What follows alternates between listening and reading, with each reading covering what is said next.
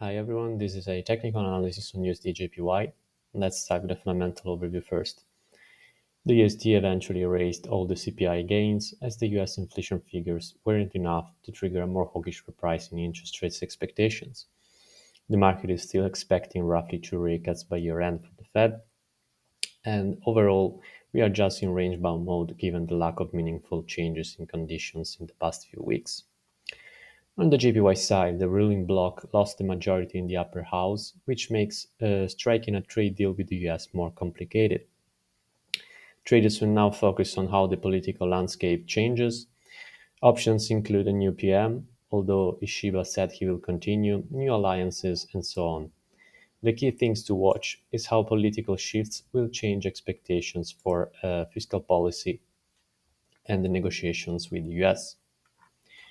Now, on the daily chart, we can see that USD/JPY couldn't sustain the rally above the key 148.30 resistance and eventually fell back below the level. The sellers will likely keep on piling in around these levels with a defined risk above the resistance to position for a drop into the 142.35 support here. The buyers, on the other hand, will want to see the price breaking above the resistance again to start targeting the 151.20 level next. On the 4-hour chart, we can see that we have this upward trend line defining the bullish momentum.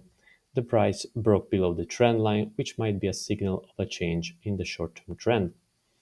We have a minor support zone around the 147 handle, which the sellers will need to break through to increase the bearish bets into new lows.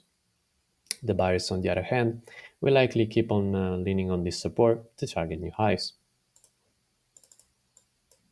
On the 1-hour chart, there's not much else we can add here, as the buyers will look for deep buying opportunities around the support, while the sellers will look for a downside breakout to push into new lows.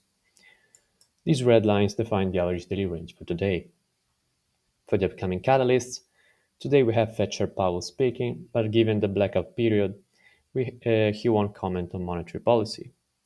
On Thursday, we get the Japanese and US flash PMIs and the latest US jobless claims figures, and on Friday, we conclude the week with the Tokyo CPI.